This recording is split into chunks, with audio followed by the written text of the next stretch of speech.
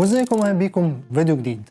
فيديو النهارده هو فيديو مختلف شويه عن الفيديوهات اللي انا بعملها، وهو هنعمل مقارنه او هوريك الاختلاف ما بين مايك الهوليلاند اللارك M2 الاصلي اللي انا بسجل بيه دلوقتي والمايك التقليدي. اول حاجه هو الاختلاف ما بين العلبه ذات نفسها. المايك الهوليلاند الاصلي شكل علبته فخمه، اصلا وزنه اتقل تقريبا بالضعف من وزن التقليد. شكلها مختلف، الحجم مختلف، الالوان مختلفه، كل حاجه فيها مختلفه. كده راح تفصل. علبه المايك الهوليلاند الاصليه برضو فيها 4 لمبات بيوريك الشحن ونسبه البطاريه مجرد ما انت تفتح البطاريه الكيس وتقفله، فبيظهر لك فيها قد ايه مشحونه. العلبه التقليد ما فيهاش ده اصلا. ميزه واحده بس فيها ان هي بتشحن تايب سي، اللي هو ماشي، مع اني مش عارف هي بتشحن المايك اصلا ولا لا. هي كده كده بتشحن المايك، بس انا مش عارف هي شحناهم قد ايه، فالموضوع مستفز قوي. الاصليه برضه بتشحن تايب سي.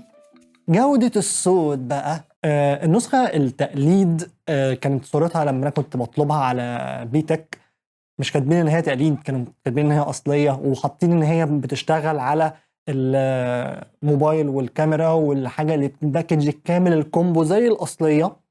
ولكن الوصله بتاعت الموبايل بس فيها ترانسميتر واحد بس، ومعاهم ادابتر تاني برضو كان في البوكس. اصلا شكل البوكس مختلف خالص عن التانية، وبيجي معاها برضو البتاع ده.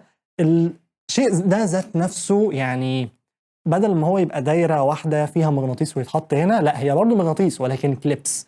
الصوت بتاعه نقولها بأبسط طريقة، صوت مايك رخيص. التقليد أصلا عامل 1000 جنيه، ممكن أقل حتى من كده، ولكن الصوت بتاعه معقول أو مقبول. واللي انتوا هتسمعوه برضو دلوقتي، سيبوني بس أوصل المايك. أول ما انت بتوصله أصلا وتضغط ضغطة واحدة على أو تفضل ضاغط عليه، أول ما انت أصلا تفكه من العلبة بيشتغل تلقائي، بيبقى منور لك هنا لمبة واحدة، اللمبة التانية بتفضل تنور وتطفي.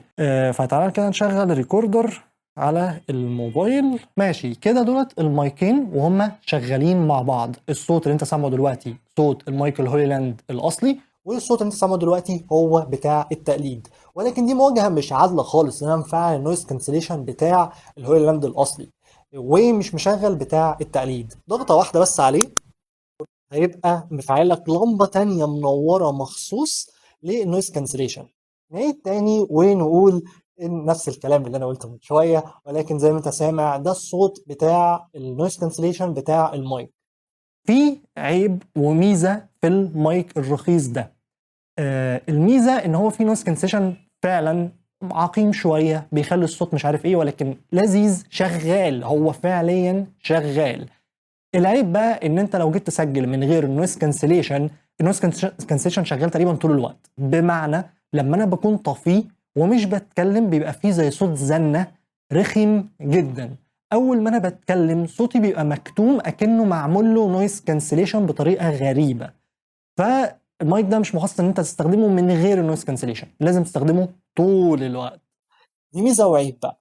يعني انت لو هتعمل ايه على الصوت، لا انسى الموضوع ده. انت الصوت انت هتاخده حطه مثلا على الاي اي وخلاص. الصوت لو انت هتعمل له، مش ناوي تعمل له تعديل وهتصور بالموبايل وخلاص، فده هيبقى ميزه في الموضوع ده. فده كويس لو انت عايز حاجه صناعه المحتوى وخلاص. كواليتي الصوت فانت سامعه طول الوقت. هو انا ما اقدرش ارشحه لان انا مش عارف هو هيعيش قد ايه. ممكن كمان اسبوع يبوظ مني، ممكن كمان اسبوع يفضل شغال معايا، ممكن شهر يبوظ، سنه يبوظ، الله اعلم هيبوظ قد ايه او هيقعد وقت قد ايه. فمش عارف ان انا احكم عليه. على عكس الاصلي انا عارف ان هو الكواليتي بتاعته احسن، مش مصنوع من بلاستيك رديء. الحجم بيفرق، يعني حجم التقليد ده اكبر من الاصلي بحبه، يعني مش كتير قوي ولكنه حجمه اكبر بحبه. لما انت بتحطه في الكيس بينور لمبه حمراء صغيره كده، بيبدا يشحن الحاجه بيها. انا كنت هشيل ده بدل ده. قطعه الريسيفر ولا الترانسميتر ديت الكواليتي بتاعتها رديئه جدا، عباره عن بلاستيك ولكنها شغاله. احس ان هو ممكن يبوظ او يتكسر مني كل مره باجي احطه فيها في الموبايل. والمايك ذات نفسه وزنه خفيف جدا، التقليد يعني مش الاصلي، التقليد وزنه خفيف جدا جدا جدا، بتحس كأنك مش ماسك حاجه اصلا. وحجمه كبير، فاللي هو ايه ده، يعني في فرق كبير في الحجم. هتشوفوا المقاطع اللي انا مصورها لكم دلوقتي. فالموضوع غريب شويه. وخلي بالك وانت بتشتريه، وما تشتريش غير لما تشوف الباكج بنفسه وما تدفعش فيهم فلوس خالص الا لو انت اتاكدت ان هو الاصلي. وما تشتريش من اي مكان معتمد وخلاص، اشتري من محلات الكاميرات المعتمدين.